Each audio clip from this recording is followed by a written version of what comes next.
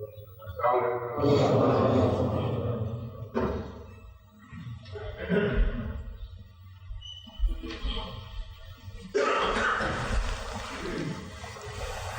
علیکم. آیت 182 ہے آج. اس کو پھر دوسری آیت کے ساتھ ملا کر ہی پڑھنا ہوگا.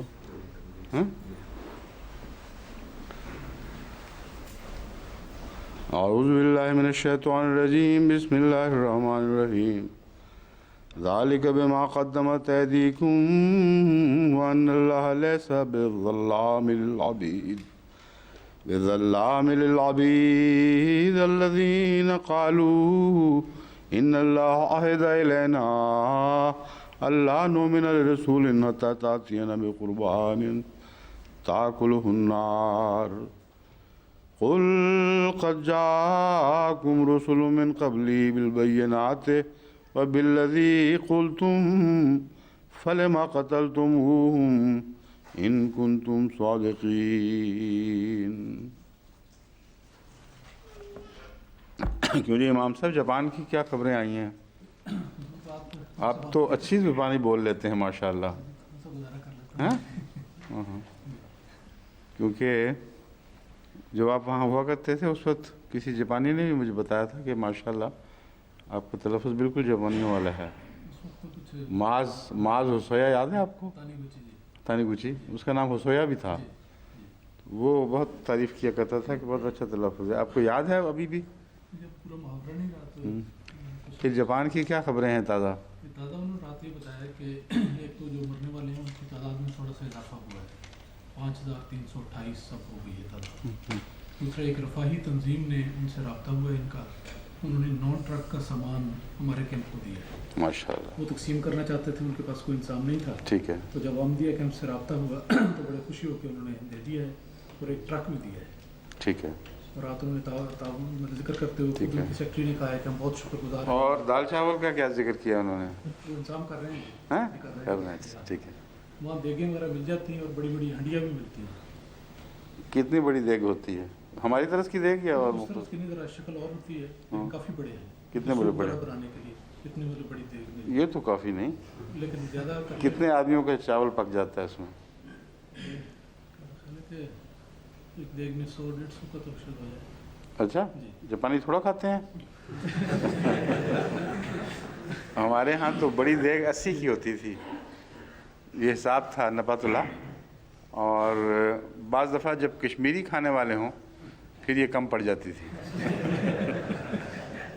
کیونکہ کشمیری ایک تو گرم بہت کھاتے ہیں، دوسرے وہ چباتے نہیں.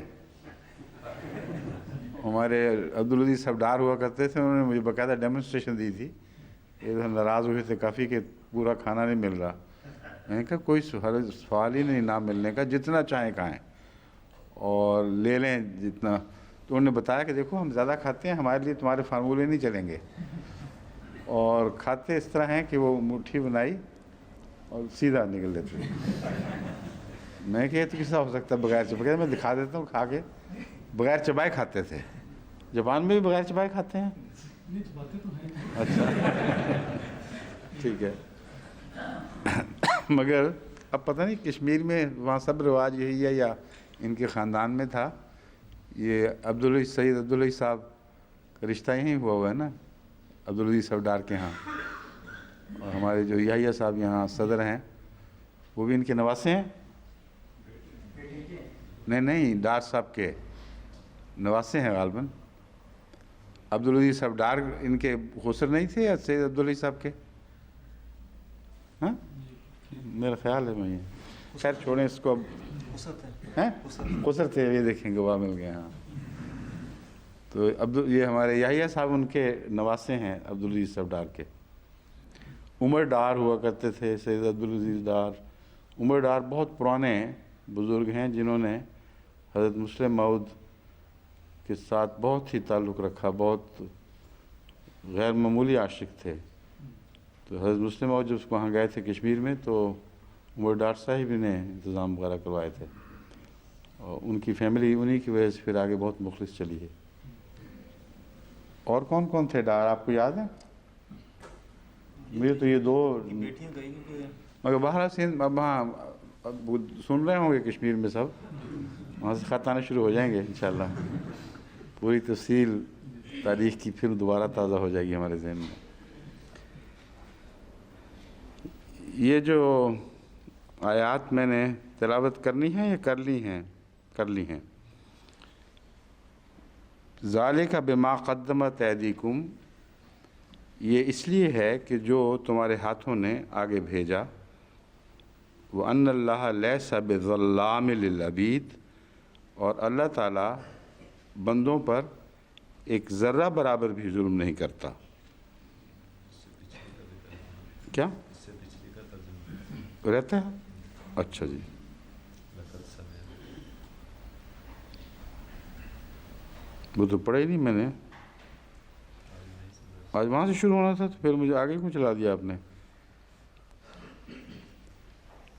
اصل میں یہاں ایک غلطی ہو گئی، جن آیات کی میں نے تلاوت کی ہے 2 آیات کی، اس سے پہلے کی بھی ایک آیت تلاوت کر کے ساتھ شامل کرنی تھی، کیونکہ اس سے پہلی آیت سے آج درس شروع ہوگا۔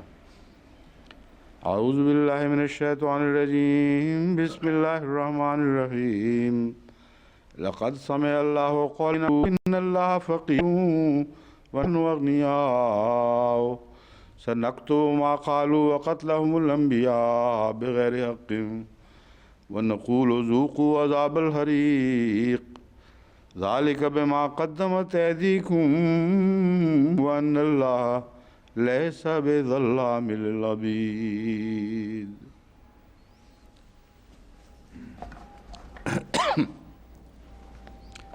یقیناً اللہ تعالیٰ نے ان لوگوں کی بات سن لی ہے جنہوں نے یہ کہا کہ اللہ فقیر ہے اور ہم امیر اور دولت مند ہیں،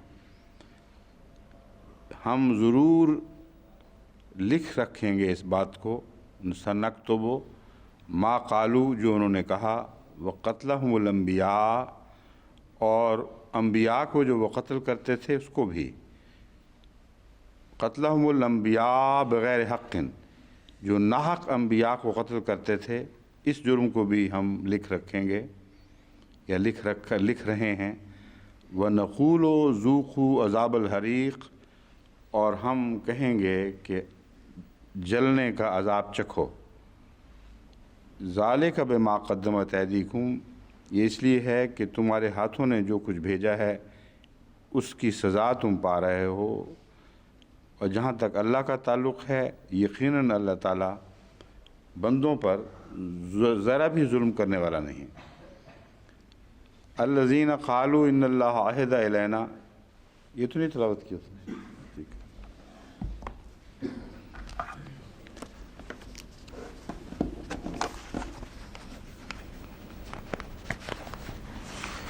اس سے پہلے کہ میں اس آیت پہ کا درس شروع کروں، گزشتہ جو زیر بحث آیت تھی جس میں میر احمد علی کی روایت پر میں نے اعتراض کیا تھا، میر احمد علی کی بظاہر تائید میں بعض علماء نے روایتیں بھیجی ہیں کہ بخاری میں درج ہیں، اس لیے میر احمد علی کی روایت کو بے سر و پا کہہ کر رد کرنا مناسب نہیں۔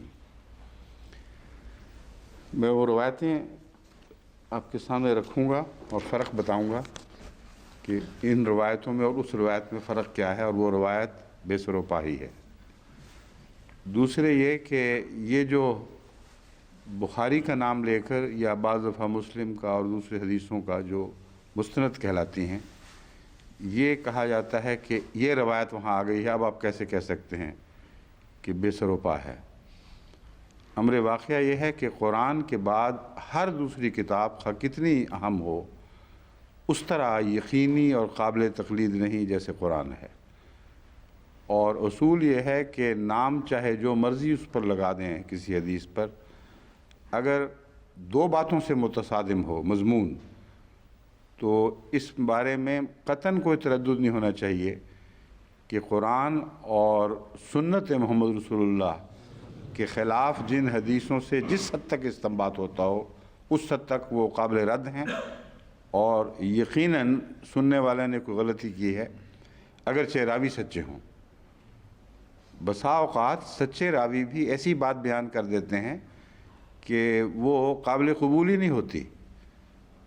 حضرت ابو ہریرہ رضی اللہ تعالیٰ عنہ کی بہت سی روایات ہیں، وہ تحقیق سے سچی بھی ثابت ہوں تو جو استنباط انہوں نے کیے وہ غلط نکلے، اور ابو ذر غفاری کی روایات ہیں جس سے وہ استنباط کرتے تھے، وہ استنباط غلط نکلے، اور بعض دفعہ غلط استنباط روایت پر اثر انداز ہو کر اس کی شکل بدل دیتا ہے اور اس کو اس رنگ میں پیش کرتا ہے کہ جو قابل قبول نہیں رہتی۔ اور پھر یہ بھی سوچنا چاہیے کہ روایت در روایت در روایت کتنا عرصہ ہے جس میں روایت مستند کتب کے مصنفین تک پہنچی ہے، اور روایتوں کا یہ حال ہے۔ ہم اس دور سے گزرے ہیں اور گزر رہے ہیں۔ ابھی مشکل سے حضرت اقدس حضرت مسیح موعود علیہ السلام کو 100 سال ہوئے ہیں، اگر وصال دیکھا جائے تو ابھی 100 سال نہیں ہوئے، اگر آغاز دیکھا جائے تو 89 میں 100 سال پورے ہوئے تھے احمدیت کے آغاز کے نقطہ نظر سے۔ اور جو روایات ان صحابہ سے مروی ہوئی ہیں جو زندہ تھے، کثرت سے جاننے والے اور ایک مرتبہ رکھتے تھے، ان پر بھی بعض دوسرے صحابہ نے بڑی سخت قدغن لگائی اور شدید احتجاج کیے بعض روایتوں پر۔ چنانچہ حضرت خلیفۃ المسیح ثانی کے زمانے میں بھی بورڈ بیٹھا، پھر حضرت خلیفۃ المسیح ثالث نے بھی بعض روایات کو چھپنا بند کر دیا، کیونکہ بعض دفعہ ایک روایت دوسری روایت سے متصادم ہو جاتی ہے، بعض دفعہ ایک روایت اس شخص کے کردار سے جو مسلم کردار ہے، معروف کردار ہے، جس کے کثرت سے گواہ ہیں، اس سے متصادم دکھائی دیتی ہے۔ تو بنیادی اصول یہ ہے کہ وہ بات جو حضرت محمد رسول اللہ کے کردار میں ہمیں دکھائی نہ دے، جو آپ کے دعوے میں شامل نہ ہو، جس کی قرآن تائید نہ کرتا ہو، اس پر ایک روایت کو بخاری کی طرف منسوب کر کے یہ کہہ دینا کہ اوہو یہ بات تو بخاری سے بھی نکل آئی ہے، یہ درست طریق نہیں ہے۔ درایت کو لازماً ایک دخل ہے اور اس کے بغیر ہم روایات کو منوعاً قبول کر ہی نہیں سکتے۔ چنانچہ حضرت مسیح موعود علیہ السلام کے جو مناظرے ہوئے ہیں اس وقت کے مولویوں سے، ان میں ایک بڑی بحث یہ چلتی رہی ہے، وہ بار بار تکرار سے مولویانہ انداز میں کہتے تھے بتاؤ صحیح ہے کہ نہیں۔ اب حضرت مسیح موعود علیہ السلام سمجھا کر جواب دینے کی کوشش کرتے رہے، لیکن زور تھا کہ کہو صحیح ہے کہ نہیں، اگر بخاری میں ہے اور صحیح ہے تو پھر بتاؤ اس کے ظاہر کا انکار کیسے کر سکتے ہو۔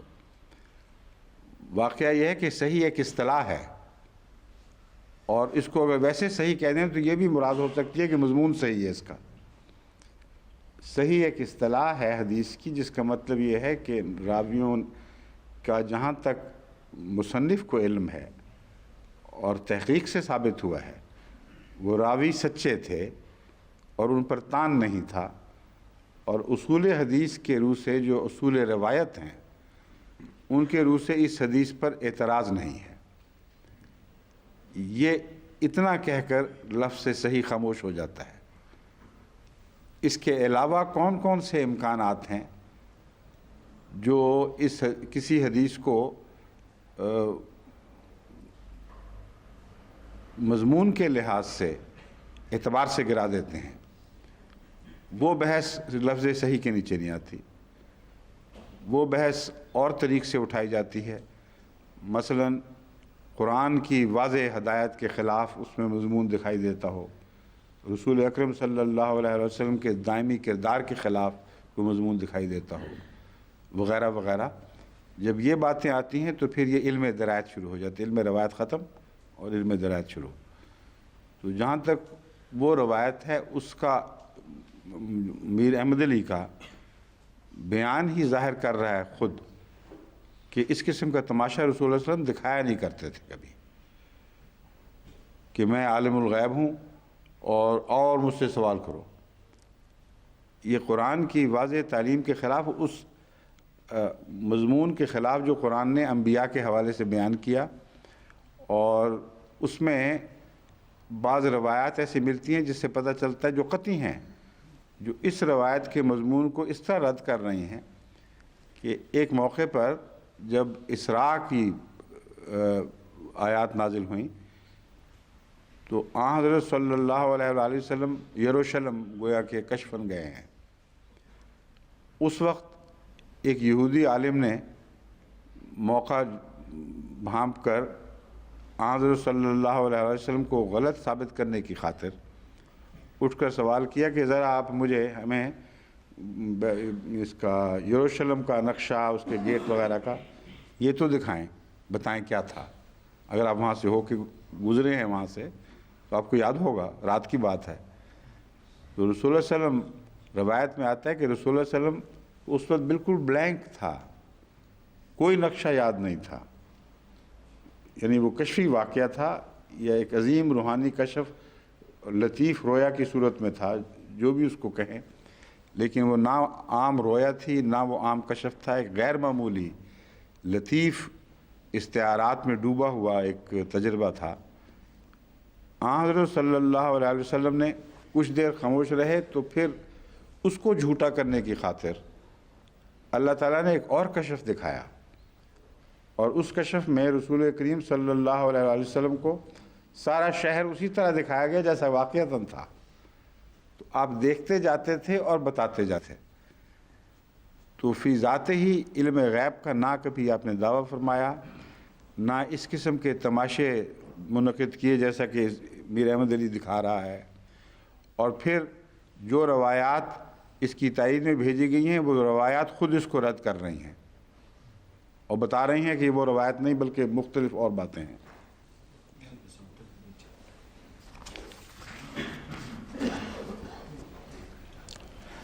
یہ پہلی بات۔ The Holy Prophet announced that he knew every true believer from the non-believers to the day of judgment۔ پہلی بات یہ ہے جو قابل غور ہے۔ دوسری یہ ہے the hypocrites ridiculed the claim of the Holy Prophet, saying that he could not know their hidden thoughts about himself and his faith and their hypocrisy۔ یہ ان کا دعویٰ تھا کہ آپ ہمارے منافقانہ حال کو تو جانتے نہیں۔ The Holy Prophet being informed of this remarks، یہ میں بات ذکر کر چکا ہوں کہ خود نہیں پتہ چلا بلکہ اطلاع دی گئی تو پھر پتہ چلا۔ ممبر پر چڑھے اور recited this revelation saying that he would tell anything they asked as to what would happen up to the end of the world۔ یہ الفاظ اور سے سن لیجیے۔ کھڑے ہو کر یہ کہا کہ تم مجھ سے سوال کرو، قیامت تک کی ہر خبر کے متعلق میں تمہیں جواب دوں گا۔ اور وہ لوگوں کو قیامت کی خبریں کہاں سے تھیں؟ وہ تو صرف یہ معلوم کرنا چاہتے تھے کہ ہمارے دل میں جو بات ہے وہ آپ کو پتہ چلتی ہے کہ نہیں۔ جواباً رسول اللہ علیہ وسلم غیب کی طرف لے جاتے ہیں جس کا کسی کو پتہ ہی نہیں لگنا تھا کہ ٹھیک بات بیان بھی کی ہے کہ نہیں۔ مگر بہرحال یہ دعویٰ یاد رکھیں، اب میں حدیثیں جو بھیجی گئی ہیں احمد علی کی تائید میں وہ سنا دوں گا کہ کس حد تک تائید کرتی ہیں۔ A man of unknown audience asked to say about his parentage which none knew۔ ایک آدمی کھڑا ہوا جس کا کچھ پتہ نہیں تھا وہ کون وجود تھا، اس نے اپنے ماں باپ کے متعلق پوچھا جس کا اس کو بھی گویا علم نہیں تھا کہ وہ تھے کون آخر۔ اور پھر آخر پر جب حضرت عمر کو کھڑا کیا گیا ہے اس روایت میں تو رسول اللہ صلی اللہ علیہ وسلم نے ناراضگی کا اظہار یوں کیا، will ye then desist hal antum muntahun۔ اب اس کی تائید میں جو روایات بھیجی گئی ہیں تعجب ہے کہ وہ کیسے اس کی تائید کر رہی ہیں، سن لیجئے۔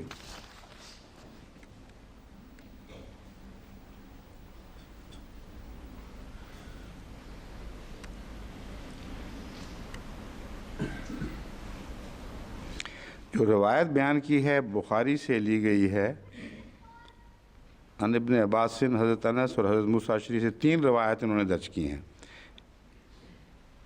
یہ تینوں بخاری کی تو نہیں ہیں، چار ہیں، چاروں بخاری کی، ٹھیک ہے۔ بخاری کی روایات سن لیجئے۔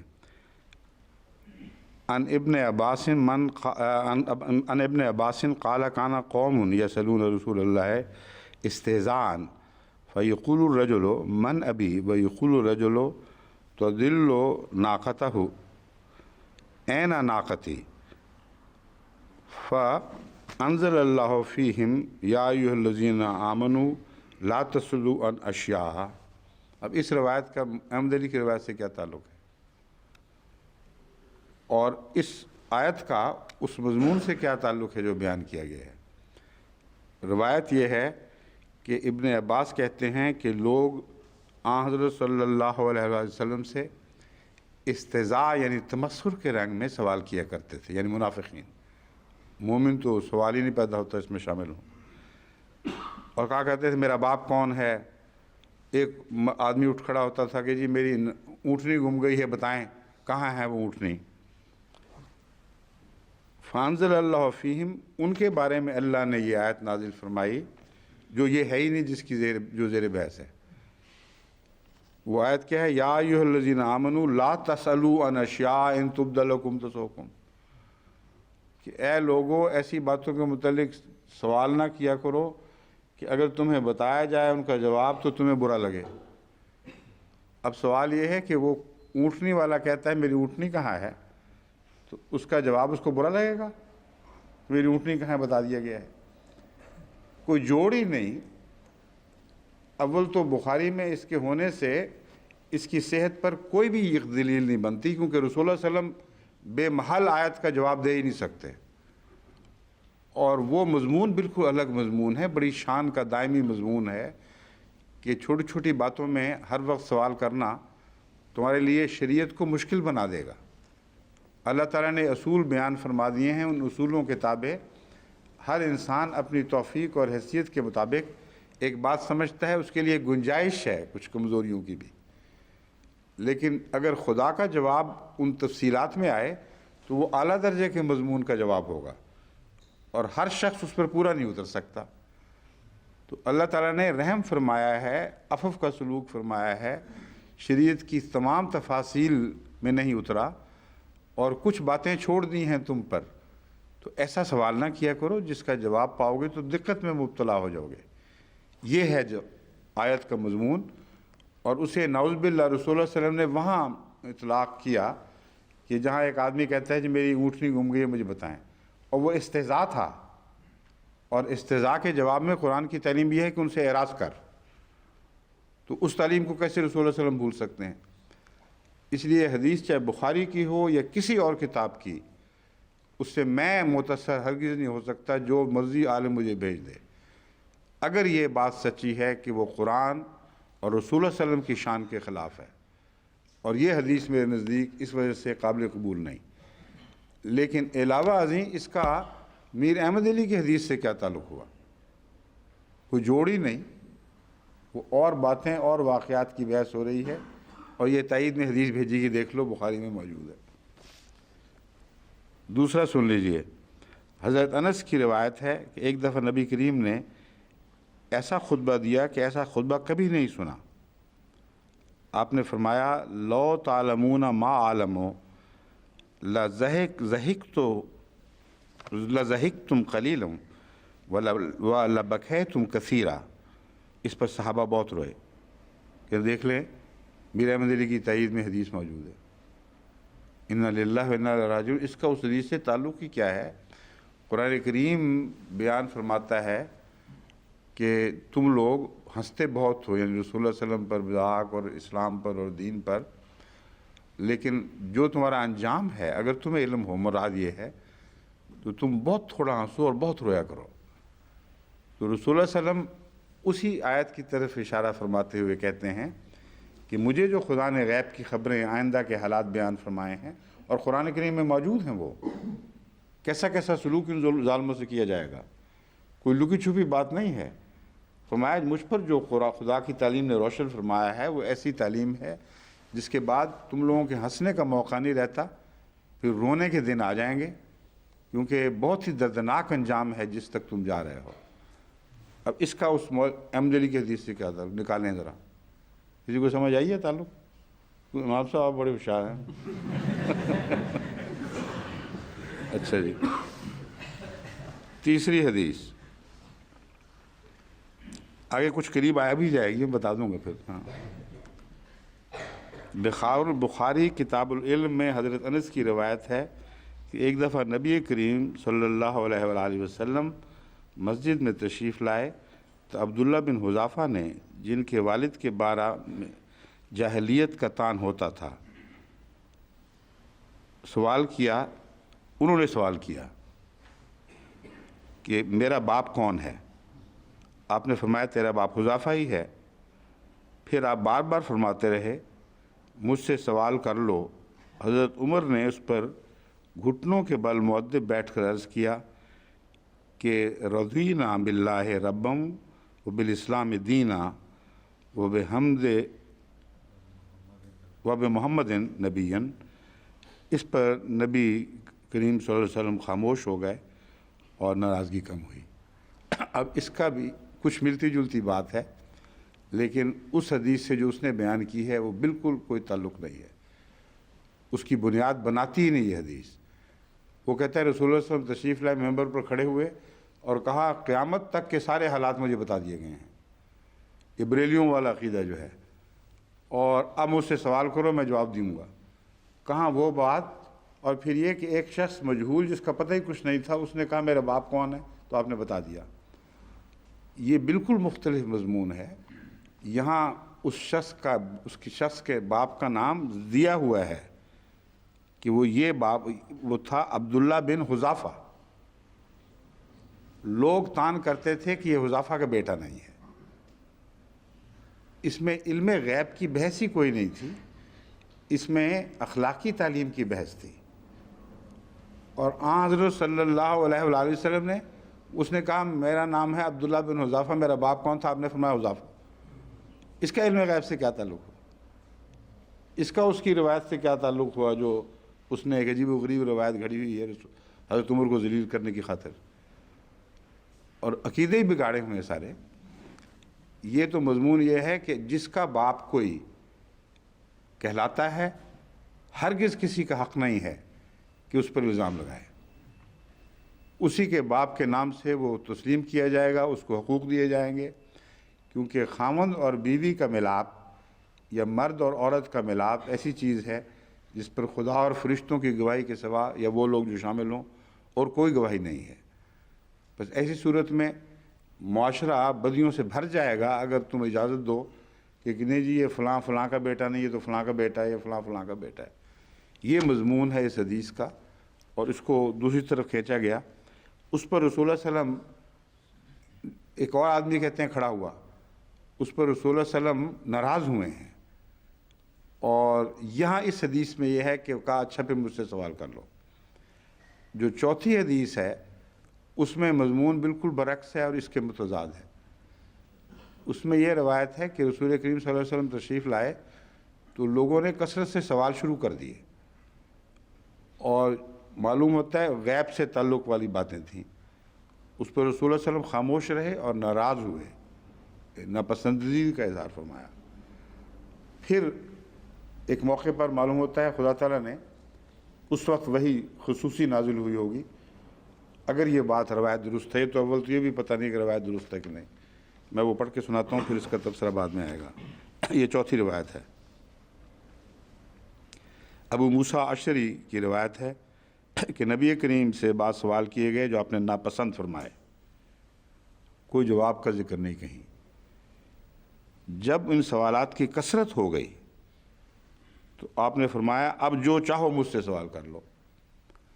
اب جو چاہو مجھ سے سوال کر لو بتاتا ہے کہ پہلے سوالات کو نظر انداز فرمایا گیا ہے اور اس قسم کے بیہودہ سوالات کی طرف توجہ ہی نہیں فرمائی. بعض دفعہ سوالات کے بعد، خاموشی کے بعد جبرائیل نازل ہوتے تھے اور رسول اللہ صلی اللہ علیہ وسلم کو اس موقع پر پھر تقویت دینے کے لیے اور لوگوں کے استہزاء کے جواب کے طور پر ایسا غیر معمولی علم وقتی طور پر دے دیا کرتے تھے جو خدا سے پا کر آپ کو پہنچایا جاتا تھا. اس کی مثال میں نے وہی دی ہے، اسراء والا واقعہ. यानी दोबारा कशफ हुआ है, फ़ी ज़ात ही रसूल सल्लल्लाहु अलैहि वसल्लम को इल्म नहीं था। तो कहते इस रवायत में भी अगर इसको बिनवान कबूल किया जाए, इसमें भी काफ़ी गुंजाइश है तरद्दुद की, लेकिन अगर कबूल कर लिया जाए तो ये बात बनेगी। हुज़ाफ़ा ने अपने बाप के बारे में ये बात जो है, ये पहली रवायत को इस तरह भी रद्द कर रही है। पहली रवायत में है कि आप तशरीफ़ लाए और हुज़ाफ़ा ने सवाल कर दिया, अब्दुल्ला बिन हुज़ाफ़ा ने सवाल कर दिया। ये रवायत एक और मंजर खींच रही है बिल्कुल, और अंदरूनी तजाद मौजूद है। और वो रवायत जो है मीर साहब की, वो बिल्कुल मुख्तलिफ रवायत है, उसका इससे कोई ताल्लुक़ नहीं, जगह जगह मुतज़ाद है। फरमाया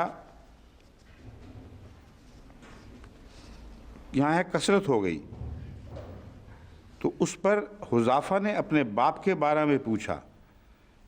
अब इस रवायत में है हुज़ाफ़ा ने अपने बाप के मुतल्लिक़ पूछा, जो पहली रवायत थी उसमें था अब्दुल्ला बिन हुज़ाफ़ा ने अपने बाप के मुतल्लिक़ पूछा।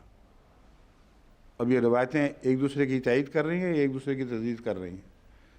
अंदरूनी गवाही मौजूद है कि ये सारी रवायतें बाद के बिगड़े हुए किस्से हैं, वरना कैसे मुमकिन है कि रवायतें दुरुस्त हों, बुखारी के लिहाज से सही हों, और एक दूसरे से ऐसी मुतसादिम हों कि कबूल ही न की जा सकती हों। कहाँ अब्दुल्ला बिन हुज़ाफ़ा, कहाँ हुज़ाफ़ा।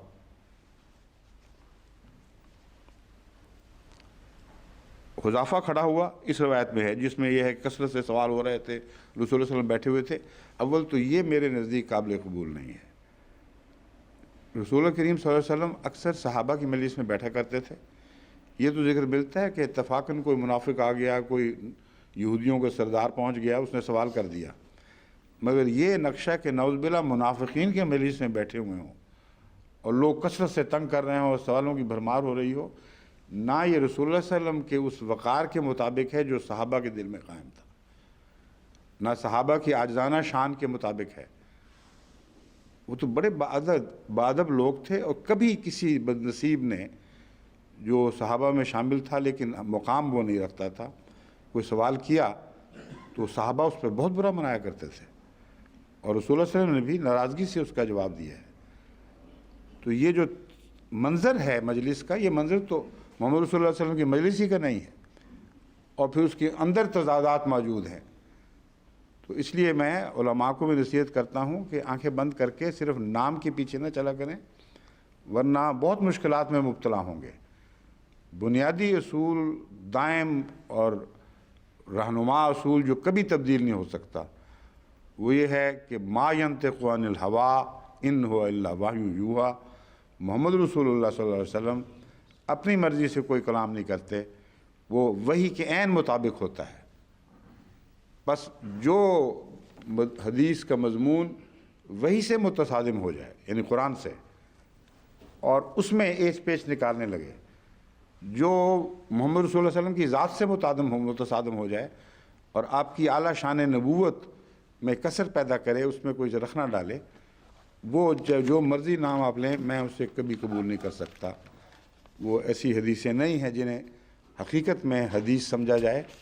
हाँ, रावियों की कुछ गलतियाँ, कुछ उनकी भूल चूक, उसकी वजह से, क्योंकि रावी अमूमन सच्चे थे, इसलिए इन बुज़ुर्ग के अहादीस जमा करने वालों ने उनकी रवायतों को ले लिया, मगर बाज़ दफ़ा उनके अंदर ऐसा बाब बांधा जिससे साबित होता है कि ख़ुद हज़रत इमाम बुखारी भी उनके मज़मून से मुतमईन नहीं थे, और एक और हदीस ऐसी बयान कर दी जो उस मज़मून से मुतसादिम थी जो बज़ाहिर दिखाई देता था। तो ये तफसीली बहस का तो इस वक्त मौका नहीं है, मगर ऐसे मज़ामीन हमारे अल फज़ल डेली में भी आने चाहिए ताकि लोगों की तरबियत हो। आइए अब इस रवायत, इस आयत की तरफ वापस आते हैं।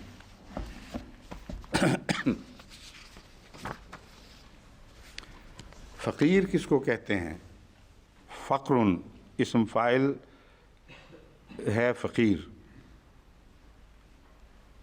और फ़क्र इसम फ़ेल है। फ़कीर इसम फ़ाइल नहीं है, ये मुशब्बह बिल फ़ेल, सिफ़त मुशब्बह बिल फ़ेल है। क्यों जी? अलीम की तरज पर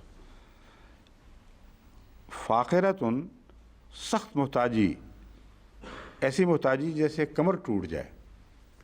اس کی وجہ یہ ہے کہ فقر دراصل منکا ہوتا ہے، ریڑھ کی ہڈی کا ایک منکا ہے جس کو الفقرہ کہتے ہیں، اور کمر توڑنے کا محاورہ جو ہے، کمر ٹوٹنے کا محاورہ، ایک آدمی بدحال ہو جائے جو اٹھ کر پھر اپنے پاؤں پہ کھڑا نہ ہو سکے، یہ الفقرہ میں یہی مضمون پایا جاتا ہے، اور الفقر میں یہی مضمون پایا جاتا ہے کہ ایسا شخص جو محتاج ہو جائے، جو اپنی کمائی کا اپنے پاؤں پر کھڑے ہوں، اپنی کمائی کا اہل نہ رہے، اپنے پاؤں پر کھڑا نہ رہے۔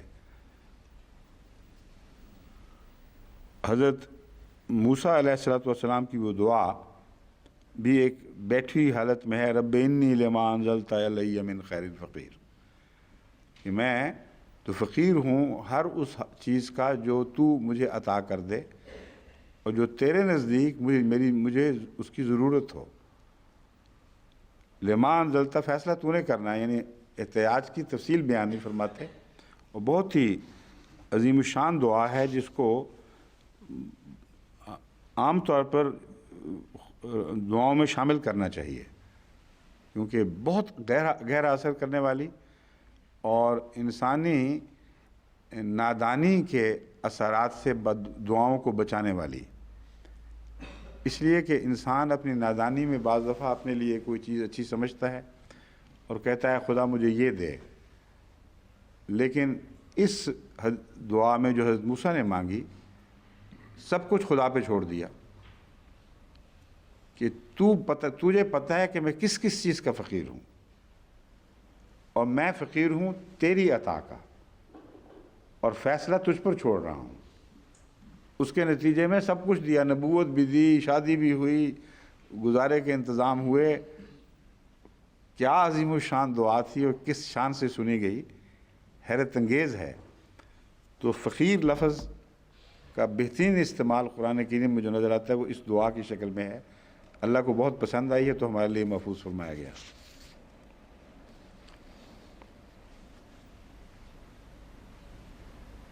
فقیر اس گڑھے کو بھی کہتے ہیں جس میں کھجور کا پودا لگایا جاتا ہے، اسی طرح کنویں نیز ہر گڑھے کو جس میں پانی بھر جاتا ہو فقیر کہتے ہیں۔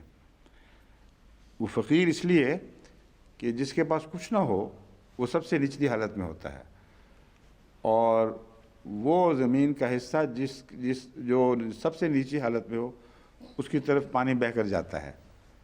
تو مراد یہ ہے کہ زمین بھی وہ فقیر ہے جو دوسری زمینوں کے فیض کی محتاج ہے، اوپر کی زمینوں سے پانی بہہ کر اس تک پہنچے تو اس کی سیرابی ہوتی ہے، اور انسان بھی اگر اس حالت میں ہو کہ لوگوں کا فیض بہہ کر اس تک پہنچے تو اسے بھی فقیر کہا جاتا ہے۔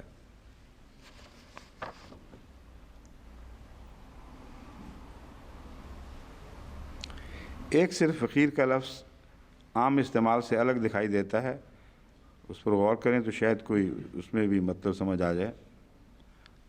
اونٹ کی ناک چھیدنا تاکہ اس میں نکیل ڈال دی جائے، ایسے اونٹ کو الفقیر کہتے ہیں۔ کیوں جی الفقیر کیوں کہتے ہیں ایسے اونٹ کو امام صاحب؟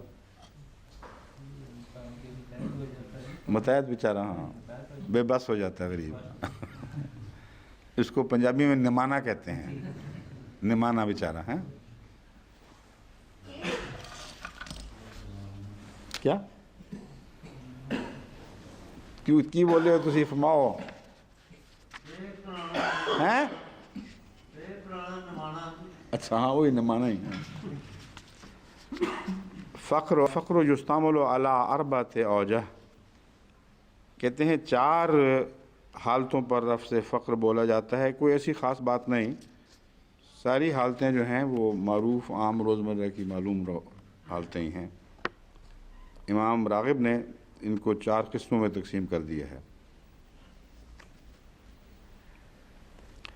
4 قسمیں کیا کیا بیان کی ہیں مختصر میں آپ کو بتا دیتا ہوں کہ ایک فقر ہے جو تمام موجودات کے لیے کہتے ہیں عام ہے، یا ایھا الناس انتم الفقراء الی اللہ، ہے کہ اے لوگو خدا تمہارا محتاج نہیں ہے، تم محتاج ہو۔ اور ان معنوں میں ہر چیز نیچی ہے، فیض نیچے سے اوپر نہیں جایا کرتا، اس گڑھے کی طرح جس میں پانی اکٹھا ہوتا ہے۔ پھر فرماتے ہیں جائیداد اور دولت کا نہ ہونا، اس کا ذکر اس آیت میں ہے للفقراء الذین احصروا،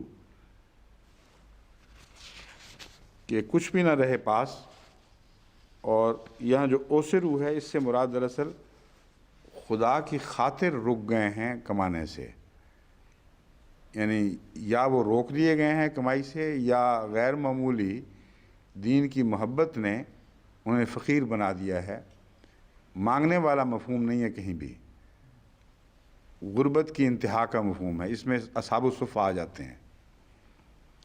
بعض ان میں سے اس لیے بھی باہر نہیں جاتے تھے کہ رسول اللہ صلی اللہ علیہ وسلم کی باتیں سننے کا شوق تھا کہ کوئی رہ نہ جائیں، تو یہ اوسرو میں وہ بھی شامل ہیں، وہ بھی ہیں جن کو غیروں نے گھیر رکھا ہے اور ان کو کمانے نہیں دیتے، اور ایسے اوسرو کے دائرے میں پاکستان میں بہت احمدی آ جاتے ہیں، جن کے رزق چھین لیے گئے، جن سے آگے ان کی کمائی کے ذریعے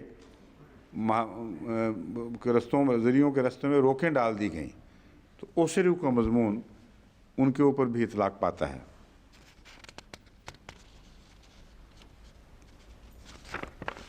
پھر وہ پودے لگانے کے فقیر کا ذکر بھی کرتے ہیں امام راغب، مگر بنیادی طور پر یہی معنی ہیں جو آپ کے سامنے کھولے جا چکے ہیں۔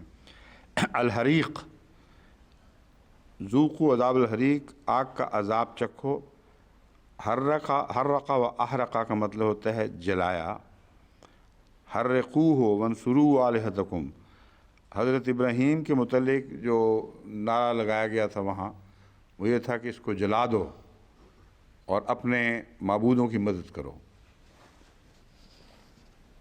اگر باب افتعال میں لیا پڑھا جائے تو افتعالہ کا مطلب ہوتا ہے کسی چیز کو اپنے اوپر جاری کیا۔ احترقہ، جل گیا، تو جو جل جائے اس کے لیے احترقہ، جو جلائے اس کے لیے حرقہ یا احرقہ، یہ لفظ استعمال ہوتے ہیں۔ العبید، حضرت امام راغب نے اس مضمون پر بہت روشنی ڈالی ہے، اور آپ فرماتے ہیں کہ العبید سے مراد وہ بندے ہیں خدا انسان، وہ انسان عام انسان مراد ہیں، اور جہاں عبادت کرنے والوں کا ذکر ہو وہاں عباد کا لفظ استعمال ہوتا ہے جمع کے لیے، اور عبید اور عباد دونوں جمعوں میں یہ فرق ہے کہ عبید عام انسان کے لیے استعمال ہوتا ہے جو عبد ہے، لیکن عبادت گزار کے لیے نہیں۔ عبادت گزار کے لیے جو جمع ہے وہ عباد ہے۔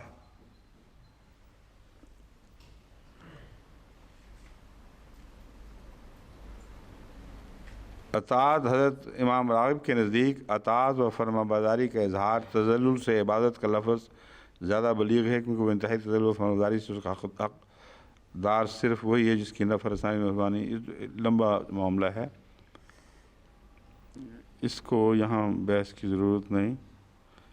مختصراً جو انہوں نے 4 قسمیں بیان کی ہیں وہ میں بیان کر دیتا ہوں۔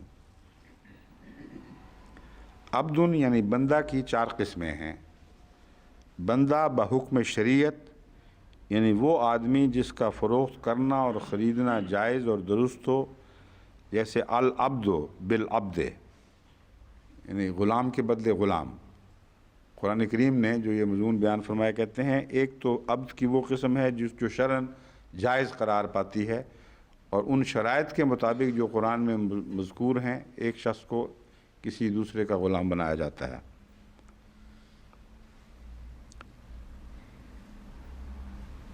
غلام بائبز غلام، اور دوسرے قبضہ میں ہے وہ غلام جو کسی چیز پر طاقت نہیں رکھتا۔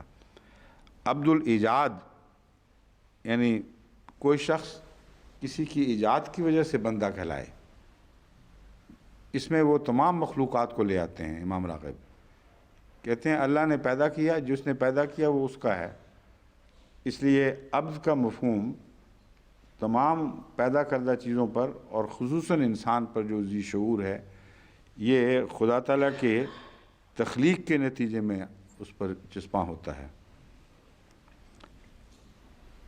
ان کل من فی السماوات والارض الا آتی الرحمن عبدا، ہر چیز جو آسمانوں اور زمین میں ہے وہ ہر ایک ان میں سے رحمان خدا کے حضور عبد کے طور پر حاضر ہوگی، یعنی اس کی پیدا کردہ مخلوق کے طور پر حاضر ہوگی۔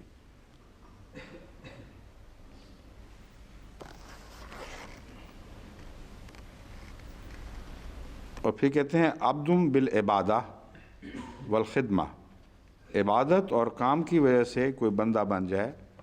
اس لحاظ سے لوگ دو قسم کے ہیں، خالص مخلص اللہ کا بندہ، اور ہمیں اس کے قول سے مقصود ہے جیسا کہ فرمایا فَاذْكُرْ عَبْدَنَا ایوب اِنَّهُ كَانَ عَبْدًا شَكُورًا، کہ میرے بندے ایوب کو یا ہمارے بندے ایوب کو یاد کرو، اِنَّهُ كَانَ عَبْدًا شَكُورًا، یقیناً وہ بہت ہی شکر گزار بندہ تھا۔ نزل الفرقان علی عبدہ ان عبادی لیس لک علیہم سلطان وعباد الرحمن الذین یمشون علی الارض ہونا، یہ سارے وہ ہیں جن کا خدا محبت اور پیار سے ذکر کرتا ہے کہ یہ ہمارے بندے ہیں۔ پھر وہ کہتے ہیں عبد الدنیا بھی ہوتا ہے، کہ دنیا کا بندہ بن جائے، شہرت کا بندہ، غرض کا بندہ، نوکری اور مراعات کا محتاج اور اپنی ضرورتوں کا بندہ بن جائے۔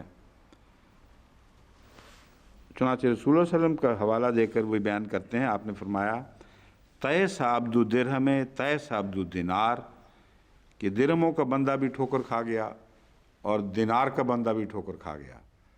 تو جو پیسے کا غلام بن جائے وہ ضائع ہو گیا اس کا، یعنی ٹھوکر کھا کے انسان سفر سے محروم رہ جاتا ہے، مطلب ہے اپنے مقاصد سے محروم ہو گیا۔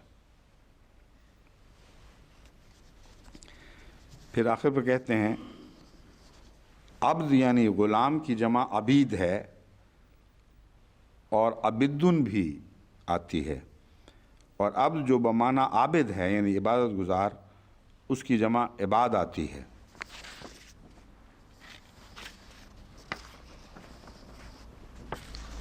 عبد کا جہاں تک استعمال ہے اس میں عبد الشمس و عبد اللات وغیرہ نام بھی مشرکانہ عربوں میں پائے جاتے تھے، اور اونٹ کے لیے جب وہ تارکول سے لتھڑا ہوا ہو اس کے لیے بعیر معبد کا لفظ بھی استعمال ہوتا ہے۔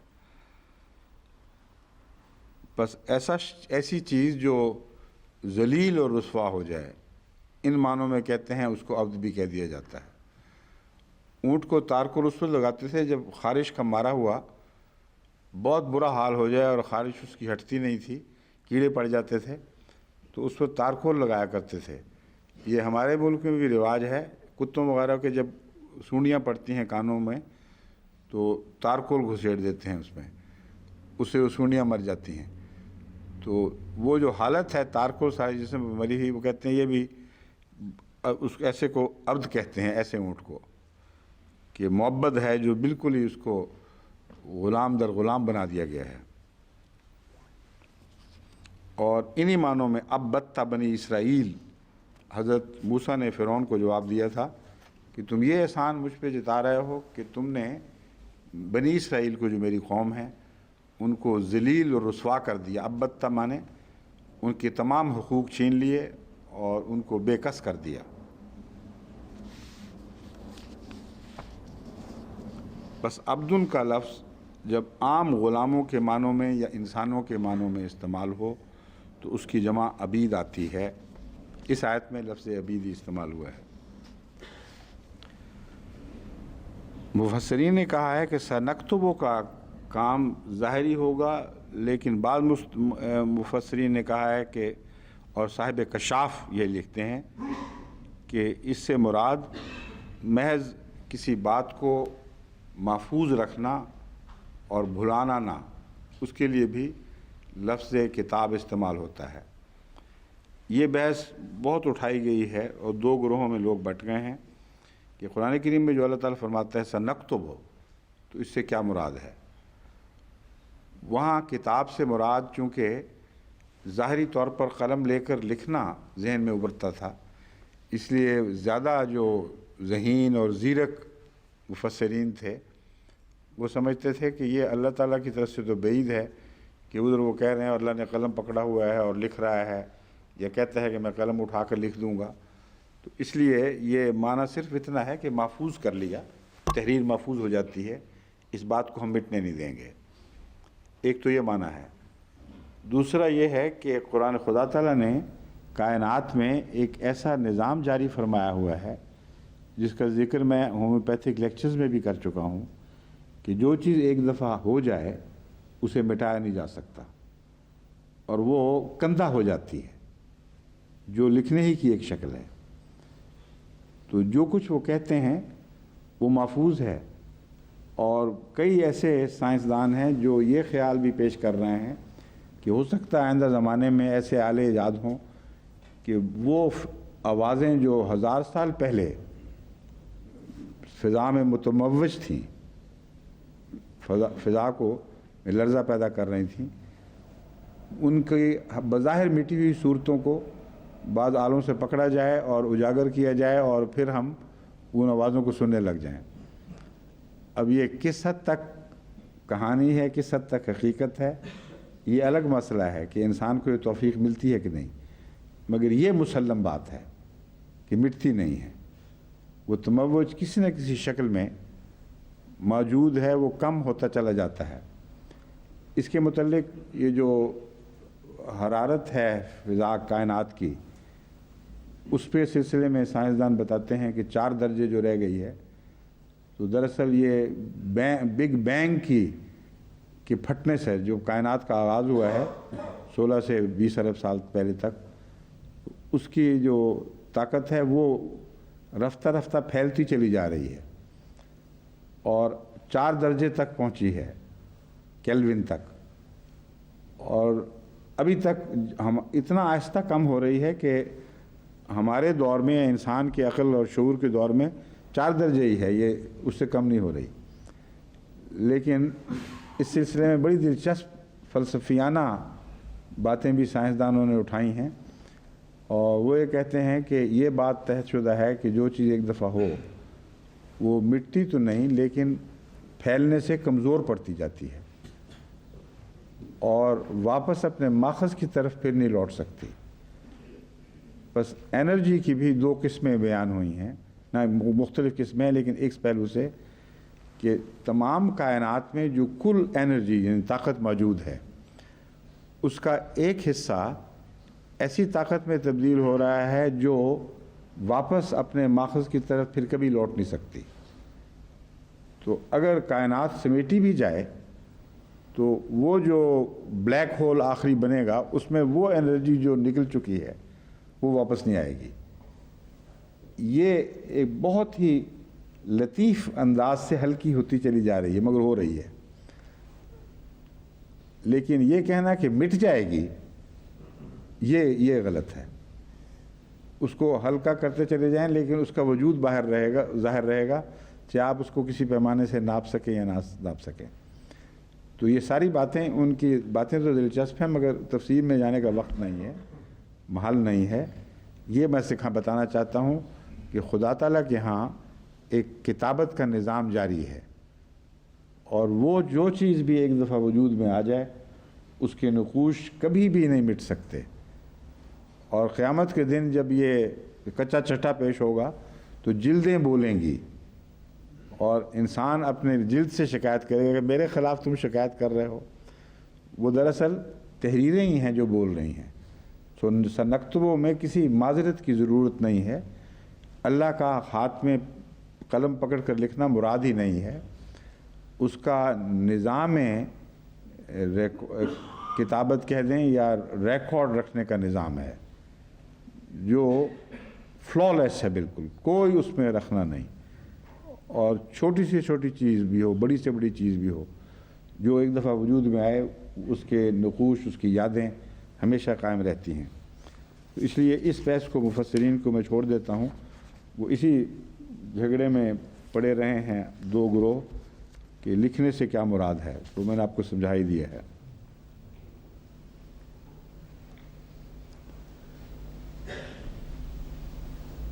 अब ये बहस खड़ी हुई है कि लक़द समय अल्लाह कौल लज़ीना, अल्लाह ने उन लोगों का कौल लिख लिया है जिन्होंने कहा कि खुदा फ़कीर है और हम अमीर हैं।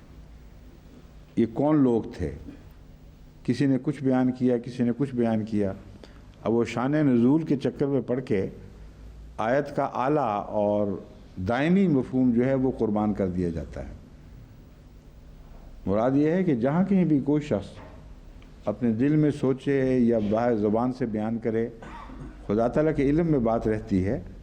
और जहाँ कोई ज़्यादा सख्त गुनाह करता है वहाँ उसको तंबीह की गई है कि अल्लाह के इल्म से बाहर बात नहीं रहेगी, और बाद बातें जो तुम सोचते हो उन गंदी सोचों का भी अजर है, और बाज़ दफ़ा सख्त रुसवाकुन अज़ाब उससे मुक़द्दर हो जाता है। तो ये कहना खुसूसन कि अल्लाह अमीर फ़कीर है और हम अमीर हैं, ये ऐसा गुस्ताखी का कलमा है कि इसका नक्तबों का ये मफ़हूम भी आता है कि इनकी सज़ा वाजिब हो गई।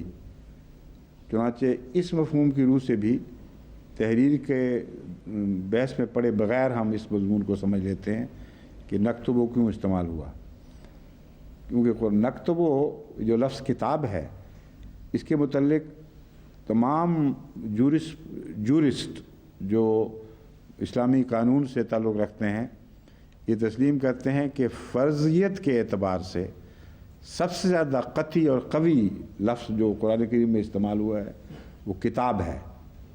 उसके ऊपर तुम पर ये लिख दिया गया है, कुतिबा अलैकुम सियाम, ये रोज़े जो हैं ये हम पर लिख दिए गए हैं। तो हम पर तो नहीं लिखे गए, मुराद ये है कि ऐसा फ़र्ज़ है कि उससे बढ़कर फ़र्ज़ मुतसव्वर नहीं हो सकता। और रोज़ों के मुतल्लिक़ आम तौर पर लोग ये रवैया इख्तियार कर लेते हैं कि मेरी तो भूख बड़ी लगती है, मैं नहीं रख सकता, कमज़ोरी हो जाती है, मैं नहीं रख सकता। बाज़ लोग यहाँ तशद्दुद इस हद तक गुज़र जाते हैं, बाज़ लोग मरते भी हों तो रोज़ा नहीं छोड़ते कि ये हुक्म के ख़िलाफ़ है। शराब भी पीते हों तो शराब से रोज़ा रख लेंगे मगर रोज़ा नहीं छोड़ेंगे, होता है ऐसा। और हमसे पिछली दफ़ा मैंने बयान किया था कि नहीं, वो बेल्जियम मिशन से मुझे फ़ोन आया बड़ा घबराया हुआ कि यहाँ 4 पाकिस्तानी लड़के हैं, उनकी बड़ी सख्त बहस चल रही है, फ़ैसला नहीं हो रहा। आखिर उन्होंने मस्जिद फ़ोन किया कि बताओ क्या जवाब है इसका। बहस ये थी कि रमज़ान की रात में आखिरी अशरे की बात है, सारी रात वो शराब पीते रहे और उठ रहे और सहरी खाना भूल गए इतने वज़ान हो गई। कहते हैं बड़ी मुसीबत में मुब्तला हैं, 2 गिरोह बन गए हैं। 2 लड़के कहते हैं कि नहीं हमारा रोज़ा हो गया है और अठपहरा भी तो हो जाता है, और 2 कहते हैं कि नहीं आखिरी चीज़ जो हमने पी थी वो शराब पी थी, इसलिए ये रोज़ा जो है अठपहरा रोज़ा जायज़ नहीं है, क्योंकि अठपहरा तो है मगर शराब तो थी ना साथ। तो इसका हमें जवाब बताएं कि क्या है और वो हमारे इमाम साहब वो आजकल फ्रांस में होते हैं, वो ऐसे सादा मिजाज बड़ी संजीदगी से पैनिक में आके मुझे फ़ोन किया कि फौरी जवाब बताया जाता है कि मैं इनको जवाब दूँ। तो यहाँ तक भी लोग फ़राइज़ को इस्तेज़ा तक पहुँचा देते हैं। कहीं फ़र्ज़ियत ऐसी कि शराब से रोज़ा रखते और शराब से खोलते भी हैं, और कहाँ ये तमस्खुर कि छींक भी आए तो कहते हैं जी हम पर रोज़ा फ़र्ज़ नहीं रहा। तो मज़मून को समझना चाहिए। लफ्ज़ किताबत का जो मुताल्लुक़ है वो है फ़र्ज़ कर देना या लाजिम कर देना। बस नक्तबों का मतलब है हमने उनकी सज़ा उन पर ऐसी लाजिम कर दी है कि किसी कीमत भी वो सज़ा के पकड़ से बच नहीं सकेंगे। इसलिए तहरीर का झगड़ा ही वहाँ ख़त्म हो जाता है। हज़रत इमाम राज़ी इस मामले में लिखते हैं,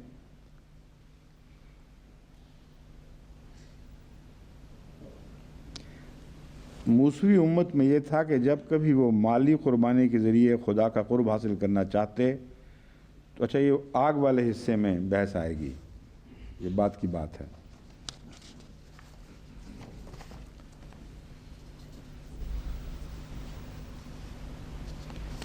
इमाम राज़ी कहते हैं कि कोई अक्लमंद ये बात नहीं कह सकता कि खुदा तो मोहताज है और मैं मालदार हूँ, सिवाय किसी की बात को इस्तेज़ा में उड़ाने के लिए या किसी को मुल्ज़म करने के लिए ऐसा कहा गया हो। تو مراد یہ ہے کہ یہود کی یہ بات جو بیان کی گئی ہے ان معنوں میں نہیں کہ واقعتاً وہ یہ سمجھنے لگ گئے تھے یا دعویٰ کرتے تھے کہ ہم امیر اور خدا محتاج ہے، صرف استہزاء کا ایک رنگ تھا کہ جس خدا کو تم پیش کر رہے ہو وہ خدا گویا محتاج ہے، اور ایسا خدا نہیں ہو سکتا۔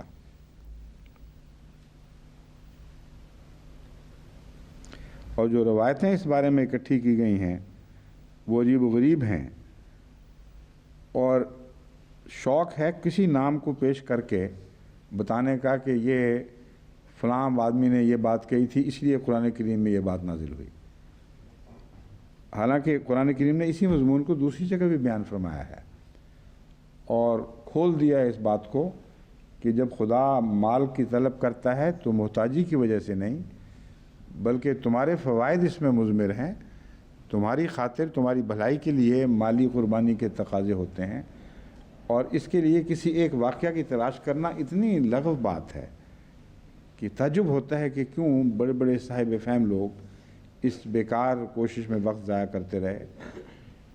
قرآن کریم جس شکل میں اب ملتا ہے اس میں یعنی وہی ہے جو نازل ہوا، لیکن اس کی ترتیب وہی کے مطابق پھر دوبارہ بدلی گئی، اور جس ترتیب میں اب ملتا ہے اس میں پہلی آیت پڑھیں وَمِمَّا رَزَقْنَاهُمْ يُنْفِقُونَ، وہ جو بھی خدا ان کو عطا کرتا ہے، یعنی شروع میں بقرہ کی چند آیات میں جو کچھ بھی وہ ان کو عطا کرتا ہے اس میں سے وہ خرچ کرتے ہیں۔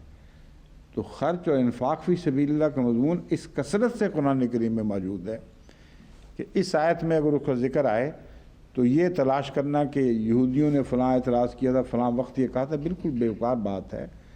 عام طور پر استہزاء کی باتیں ہوا کرتی تھیں، اور جب بھی قرآن کریم مالی قربانی کی باتیں کرتا ہے اس وقت کے یہود جو نسبتاً ان لوگوں سے امیر تھے وہ دراصل یہ ظاہر کرتے تھے کہ یہ محتاج لوگ ہیں، ہم امیر ہیں، ان کا خدا بھی محتاج ہے، وہ ان سے پیسے مانگتا ہے تب اس کا کام چلتا ہے۔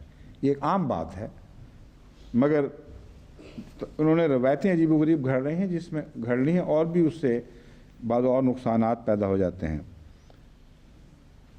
ایک روایت یہ ہے کہ ایک مرتبہ رسول اللہ صلی اللہ علیہ وسلم نے حضرت ابو بکر کو ساتھ لیا، اب ایک طرف ہے کہ ساتھ لیا، اور بنی قینقاع کے یہود کو لکھا کہ اسلام لے آؤ، نماز قائم کرو، زکوٰۃ دو، اور خدا کو اپنے مال کا اچھا ٹکڑا قرض حسنہ کے طور پر دو۔ اس پر فنحاس نامی یہودی نے استہزائیہ رنگ میں کہا کہ لو جی، اب خدا بھی اتنا غریب اور محتاج ہو گیا ہے کہ ہم سے مال مانگنے تک نوبت آ گئی ہے۔ حالانکہ وہاں یہود سے مال مانگا ہی نہیں گیا سارے قرآن میں کہیں، وہاں مومنوں کو یا ایھا الذین آمنوا کہہ کر یا ایمان اور تقوی کی تعریف میں مالی قربانی کا ذکر ملتا ہے۔ یہودی کے پاس کیسے رسول اللہ صلی اللہ علیہ وسلم لکھ کر بھیج سکتے تھے کہ مال دو، خدا کو ضرورت ہے۔ ایمان لانے کا ذکر ہے، یہ ہو سکتا ہے کہ قوم کو مخاطب کیا ہو ایمان کے لیے، مگر آگے جو روایت بنی ہے وہ سنیے ذرا۔ یہ بات سن کر حضرت ابو بکر نے اس کے منہ پر تھپڑ مارا اور فرمایا کہ تمہارے درمیان اگر عہد نہ ہوتا تو میں ضرور تمہاری گردن مار دیتا۔ اور بعض روایتوں سے پتہ چلتا ہے کہ کئی یہودی اس وقت بیٹھے ہوئے تھے۔ حضرت ابو بکر کیسے تلوار اٹھا کر اس کی گردن مارنے کا سوچ سکتے تھے؟ معمر بھی کا بہت تھے۔ یہ عجیب و غریب سی روایت ہے جو حضرت ابو بکر کے مزاج کے بھی خلاف ہے۔ عام طور پر ایسی روایتیں گھڑنے والے حضرت عمر کی طرف منسوب کیا کرتے ہیں، مگر یہ صاحب بھول گئے ہیں معلوم ہوتا ہے، اور حضرت ابو بکر کی طرف منسوب کر دی گئی ہے۔ اس یہودی نے حضور کی خدمت میں ابو بکر کی شکایت کی تو اب وہ حضرت ابو بکر کہتے تھے یہ واقعہ ہوا، وہ کہتا تھا نہیں یہ اور واقعہ ہوا۔ تو ابو بکر کی تصدیق کی خاطر یہ آیت نازل ہوئی ہے۔ یہ ہے اصل قرآن کریم کی تعلیمات کا۔ اب ایک لمحہ کے لیے بھی انسانی فطرت جو قرآن کا مزاج جس حد تک بھی شعور رکھتی ہے، قرآن کے مزاج کا شعور رکھتی ہے، پڑھتی ہے، وہ اس کو کسی صورت قبول نہیں کر سکتی۔ پھر یہ روایت قرآن کریم کی اس آیت سے متضاد ہے، یعنی یہ بھی نہیں لوگ سوچتے کہ اس کے اندر اس کے اپنے غلط ہونے کی گواہی موجود ہے۔ یہ روایت بتا رہی ہے کہ ایک شخص فنحاس نے یہ بات کہی تھی. ایک شخص ہے نا فنحاس، پوری قوم کا نام تو نہیں ہے فنحاس. اور آیت کریمہ یہ کہہ رہی ہے لقد سمع اللہ قول الذین، اللہ نے سن لی ہے بات ان لوگوں کی جو جمع ہیں. بہت سے لوگ ایسی باتیں کرتے ہیں. تو فنحاس ایک آدمی تھا، اس کے کہنے پر یہ الذین کی آیت کیسے نازل ہو گئی؟ پھر ابو بکر نے بتائی ہے، خدا نے تو نہیں بتائی. رسول اللہ صلی اللہ علیہ وسلم کو جا کر حضرت ابو بکر نے یہ بات بتائی، اور قرآن کہہ رہا ہے کہ اللہ نے بات سن لی ہے. تو یہ صرف کہانیاں گھڑنے والی باتیں ہیں، اور ایسی روایات کو خام خواہ اہمیت دے کر قرآن کے اعلیٰ اور پاکیزہ اور دائمی مضامین کو داغدار نہیں کرنا چاہیے. اس لیے فنحاس کی بحث میں اتنا مفسرین الجھے ہیں کہ جہاں بھی نکالو اس حدیث میں فنحاس یا کسی اور کا ذکر مل جاتا ہے. اور جو دوسرے ذکر ملتے ہیں وہ اس روایت کی تردید کر دیتے ہیں. بعض اور نام بھی ہیں، کوئی کہتا نہیں فنحاس نہیں تھا فلاں تھا، کوئی کہتا فلاں نہیں تھا فلاں تھا. تو ہر روایت نے ایک دوسرے کو رد کر دیا.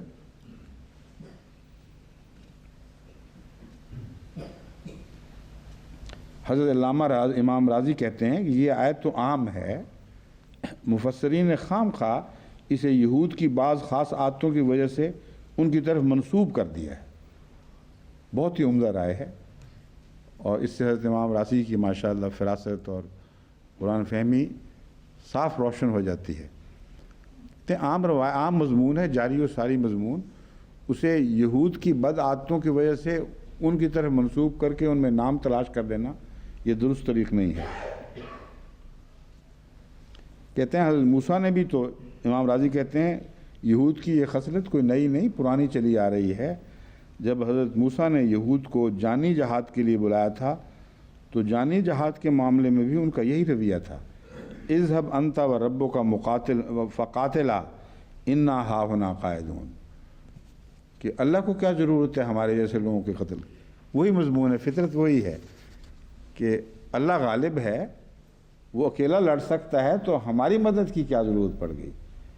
اے موسیٰ تو اور تیرا خدا دونوں جاؤ، فقاتلا دونوں لڑو ان سے، فإنا ہاہنا قاعدون، ہم یہاں انتظار کرتے ہیں دیکھیں کیا نتیجہ نکلتا ہے. یہ ان کی یہود کی پرانی سرشت ہے. حضرت امام راضی کہتے ہیں اسے کسی ایک روایت سے باندھنا درست طریق نہیں ہے، اور یہی بات سچی ہے.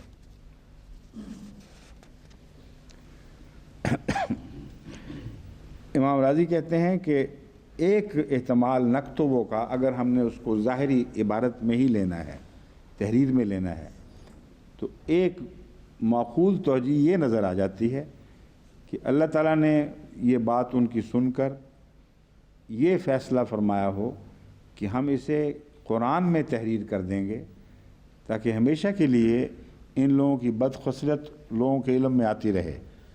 تو اگر کتابت کے معنی لینے ہیں تو پھر قرآن میں کتابت کا ذکر مراد ہو سکتا ہے، لیکن میں تفسیر سے پہلے ہی روشنی ڈال چکا ہوں، اس کی ضرورت کوئی نہیں ہے.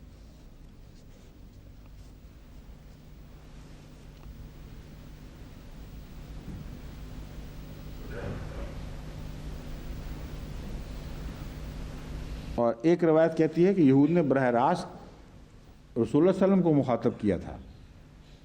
کہتے ہیں جب یہ آیت نازل ہوئی منزل الذی یقرض اللہ قرضا حسنا فیضاعفہ لہ اضعافا کثیرہ، یہ آیت اور ہے جو زیر بحث آیت اور ہے. تو وہ آیت جو بقرہ کی ہے مصنفین اس کو بھی یہود سے ملا رہے ہیں، اور وہ یہ بیان کرتے ہیں کہ جو بقرہ کی آیت نازل ہوئی تھی اس پر یہود نے کہا تھا اے محمد تیرا رب غریب ہو گیا اور وہ اپنے بندوں سے قرض مانگتا ہے. تو پھر اللہ تعالیٰ نے جواب میں یہ آیت نازل فرمائی. یہ انہوں نے جوڑا ہے، جس کا مطلب یہ ہے کہ وہ ایک شخص کی روایت تو ویسے ہی اٹھ گئی نا، عمومی تذکرہ تھا جس کے جواب میں یہ کہتے ہیں اگر جواب میں آئی ہے تو اس عمومی بات کے جواب میں آئی ہے، اور اللہ تعالیٰ نے جس رنگ میں بیان کی ہے وہ بھی عمومی بات کے جواب میں ہے. قول الذین، اللہ نے لوگوں کی باتیں سنی ہیں اور اس کا یہ جواب دے رہا ہے. اور فنحاس والی روایت کے متعلق وہ محمد بن اسحاق کہتے ہیں، اکرمہ سے روایت ہے جو ابن عباس سے روایت کرتے ہیں کہ وہ اکیلا فنحاس نہیں تھا، اس کے گرد لوگ جمع تھے اور علماء اور دانا لوگ بھی وہاں موجود تھے۔ ان میں اشعیاء نامی ایک اور شخص بھی تھا۔ حضرت ابوبکر نے اس کو کہا تیرا برا ہو۔ غرضی کہ یہ جو روایات آتی ہیں یہ مل جل سی گئی ہیں، ان روایات میں خود ہی ابہام کے کئی پہلو ہیں۔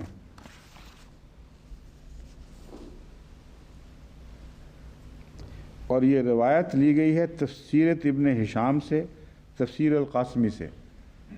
اب سیرت کی کتب میں بغیر حوالوں کے، بغیر سند کے، بغیر چھان بین کے، اور تاریخ کی کتب میں بھی اسی طریق پر بہت رت و یابس اکٹھا ہوا ہے۔ ان کو قرآن کا رہنما بنا دینا، نعوذ باللہ من ذالک، اور ان کی مدد سے قرآن سمجھنا بالکل غلط طریق ہے۔ قرآن ہرگز محتاج نہیں ہے ان روایات کا، جو ایسے مقامات ہیں جہاں مضمون الجھے ہوئے ہیں، یعنی جن کو متشابہات کہتے ہیں۔ ان متشابہات سے متعلق حضرت اقدس محمد رسول اللہ صلی اللہ علیہ وسلم نے جو کچھ فرمایا ہے وہ ان کو سمجھانے کے لیے ممد ہوتا ہے۔ یہ جو روایات ہیں یہ محکمات کو الجھانے کا کام کرتی ہیں، بالکل برعکس بات ہے۔ جو کھلی کھلی بغیر ان روایات کی مدد کے بات سمجھ آ رہی ہے، اس پہ اوپر پردے پڑ جاتے ہیں، اس میں کئی قسم کے شکوک وارد ہونے لگتے ہیں۔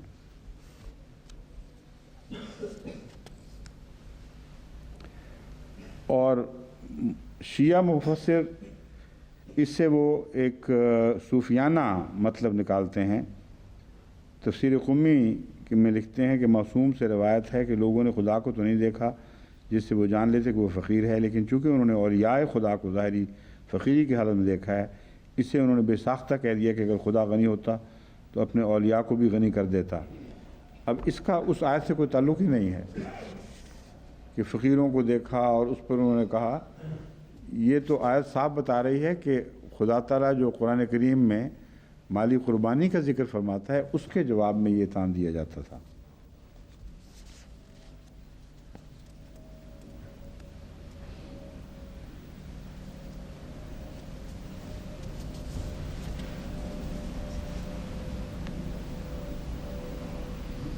باقی سب تو وہی کتابت کی بحثیں چل رہی ہیں۔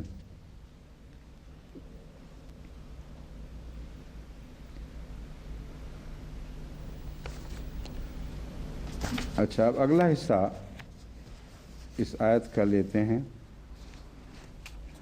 کہاں گئی وہ؟ نیچے ہے سب سے یہ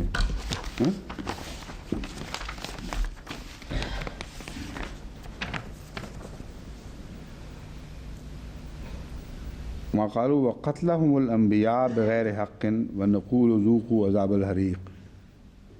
اور یہ بات بھی اللہ نے درج فرما لی ہے کہ وہ انبیاء کو ناحق قتل کیا کرتے تھے۔ اس میں بہت سی بحثیں اٹھی ہیں کہ قتل انبیاء سے کیا مراد ہے۔ ایک گروہ علماء کا ہے جو کہتا ہے کہ قتل انبیاء سے مراد انبیاء کی تعلیم کی مخالفت کرنا اور ان کے پیغام کو قتل کرنا ہے، ورنہ کثرت سے انبیاء کے قتل کا کوئی ذکر بائبل میں یا دوسری کتب میں نہیں ملتا۔ بعض لوگ کہتے ہیں کہ کثرت سے ملے یا نہ ملے، بعض انبیاء کو تو وہ قتل کرتے تھے، اور اس کے ثبوت میں حضرت زکریا کا قتل اور حضرت یحییٰ کا قتل پیش کرتے ہیں۔ لیکن سوال یہ ہے کہ قرآن کریم جو حوالہ دے رہا ہے وہ قدیم سے حوالہ دے رہا ہے، کسی ایک واقعہ کی طرف اشارہ نہیں فرما رہا۔ قرآن کریم تو حضرت موسیٰ کے وقت سے لے کر ان کی ایک دائمی حالت اور دائمی طرز عمل کا بیان فرما رہا ہے کہ یہ لوگ ہر نبی کو قتل کر دیا کرتے تھے۔ تو بعض علماء نے اس بات کو سمجھ کر یہ مفہوم، یعنی یہ بچنے کا طریق، اس اعتراض سے بچنے کا یہ طریق اختیار کیا ہے کہ وہ کہتے ہیں کہ یہاں قتل کرنے کی کوشش کو لفظ قتل قرار دیا گیا ہے۔ اب یہ بہت ہی دلچسپ ہے، کیونکہ یہ بات بڑے بڑے قابل اور چوٹی کے مفسرین نے بیان فرمائی ہے کہ قتل کرنے کی کوشش کو بھی قتل کہا جا سکتا ہے، تو پھر سلیب کرنے دینے کی کوشش کو سلیب کیوں نہیں کہا جا سکتا؟ وما صلبو ہو، جب ہم کہتے ہیں کہ اس سے مراد سلیب دینے کی کوشش یعنی سلیب پر مارنے کی کوشش تھی، تو یہ مولوی اعتراض کر دیتے ہیں، حالانکہ ان کے مفسرین جن کو یہ اپنا امام تسلیم کرتے ہیں لفظ قتل کے لیے بھی یہی مفہوم جائز قرار دیتے ہیں کہ کوشش کرنے سے مراد یعنی قتل کرنے سے مراد یہ لی جا سکتی ہے کہ قتل کرنے کی کوشش کی گئی۔ جہاں تک ان دو قتلوں کا ذکر ہے جو عام طور پر مفسرین نے پیش کیا ہے، حضرت زکریہ اور حضرت یحییٰ کا، اس ضمن میں جو حدیثیں میں نے ڈھونڈی ہیں ان میں رسول اکرم صلی اللہ علیہ وآلہ وسلم کی کوئی قطعی حدیث میرے علم میں ابھی تک نہیں آئی جس میں حضرت یحییٰ کے قتل کا ذکر ہو، لیکن روایات میں ملتا ہے۔ وہ کہاں ہیں حدیثیں جو اس مضمون پہ مجھے مدد چاہیے، اور وہ علماء جن کی زیادہ تفصیل سے حدیث پہ نظر ہے، جو اسپیشلائز کر رہے ہیں، ان کے علم میں حضرت یحییٰ کے قتل بلکہ زکریا کے قتل کو بھی شامل کر لیں، حضرت زکریا اور حضرت یحییٰ کے قتل کے متعلق حضرت محمد رسول اللہ صلی اللہ علیہ وآلہ وسلم کا ارشاد اگر آ جائے تو وہ تفصیلی حوالے کے ساتھ مجھے بھجوائیں، کیونکہ آج کل میں اس مضمون کی تحقیق کروا رہا ہوں کہ حضرت زکریا کے قتل کے متعلق حضرت یحییٰ کے قتل کے متعلق جو روایات ہیں وہ کس حد تک قابل قبول ہیں، اور کیا واقعتاً وہ قتل ہو گئے تھے یا ان سے بین ہی حضرت مسیح والا معاملہ ہوا تھا، اور جیسا کہ حضرت مسیح پر قتل کا شبہ کیا گیا تھا مگر قتل نہیں ہو گئے تھے، اس طرح حضرت یحییٰ کے متعلق بھی بعض امکانات دکھائی دیتے ہیں۔ اس ضمن میں میرے علم میں وہ حوالے ہیں جو حضرت مسیح موعود علیہ الصلوۃ والسلام کے حوالے ہیں، وہ حوالے عمومی جو اہل علم اہل اسلام کا عمومی تاثر ہے اس کا ہی حوالہ دیتے ہیں، اس سے بڑھ کر قطعی کوئی فیصلہ نہیں کرتے۔ اس لیے یہ کہنا کہ یہ تحقیق اس لیے ناجائز ہے کہ حضرت مسیح موعود علیہ الصلوۃ والسلام نے حضرت یحییٰ کے احتمالی قتل کو تسلیم کیا ہے، یہ درست نہیں۔ وہ اور ضمن میں بحثیں اٹھی ہیں، اور ان بحثوں کے تعلق میں حضرت مسیح موعود علیہ الصلوۃ والسلام نے جو اصل قطعی نتیجہ نکالا ہے وہ یہ ہے کہ یہ ممکن نہیں تھا کہ امت موسوی کا پہلا یعنی موسیٰ قتل ہوتا اور محمد رسول اللہ کی امت کا پہلا قتل ہوتا، یعنی قتل کے ذریعے مارا جاتا، اور یہ ممکن نہیں تھا کہ امت موسوی کا آخری قتل ہوتا اور امت محمدیہ کا آخری مسیح قتل ہوتا، کیونکہ ان دونوں کی مشابہتیں قطعی طور پر ثابت ہیں۔ بس جو موسیٰ کی امت پہ گزرا اس کا جو قطعی پہلو ہے وہ یہ ہے کہ اول یعنی موسیٰ علیہ الصلوۃ والسلام قتل نہیں ہوئے، اور محمد رسول اللہ صلی اللہ علیہ وسلم بھی قتل نہیں ہوئے۔ بس حضرت صلی اللہ علیہ وآلہ وسلم کے متعلق جو یہ وعدہ تھا کہ ہم تجھے دشمنوں سے بچائیں گے، یہ وعدہ پوری شان سے آپ کی ذات پر ظاہر ہوا، اور یہی بات حضرت عیسیٰ کے اوپر بھی آتی ہے۔ جہاں تک پہلوں کا تعلق ہے وہاں حضرت مسیح موعود علیہ الصلوۃ والسلام تحدی کی بات نہیں فرما رہے، امکانی مشابہتوں کی بات کر رہے ہیں۔ کہتے ہیں جس طرح حضرت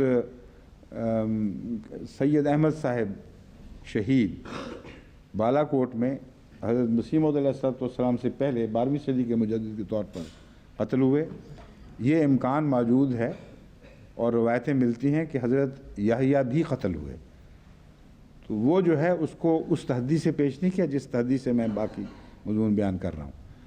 मिस्र इस्लाम ने बयान फरमाया है।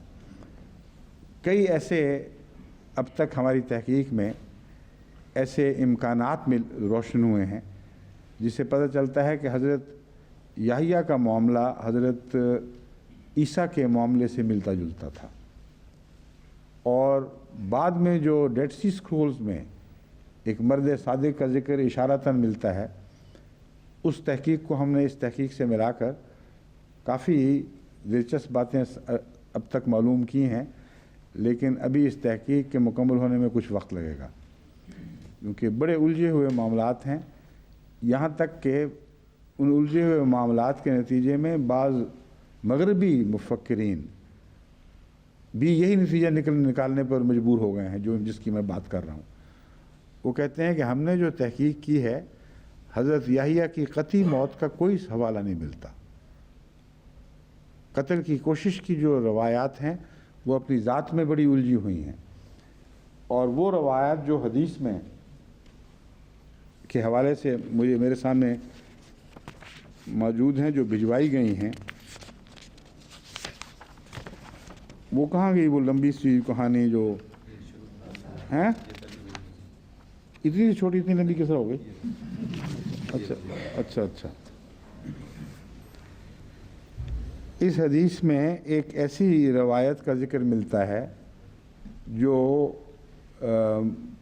बाइबल में और दूसरी मुस्तनद किताबें जो उनकी समझी जाती हैं उनमें मौजूद है। वो कहानी ये है कि हज़रत याहिया उस ज़माने के गवर्नर जो पायलट से ऊंचा था और 4 सूबों का गालिबन वो इंचार्ज था, उसके मुआशके के ख़िलाफ़ उसको नसीहत फरमाया करते थे। उस मुआशके के मुतल्लिक़ मुख्तलिफ़ रवायात हैं, ये जब मज़मून हमारा मुकम्मल होगा तो फिर मैं आपके सामने रखूँगा।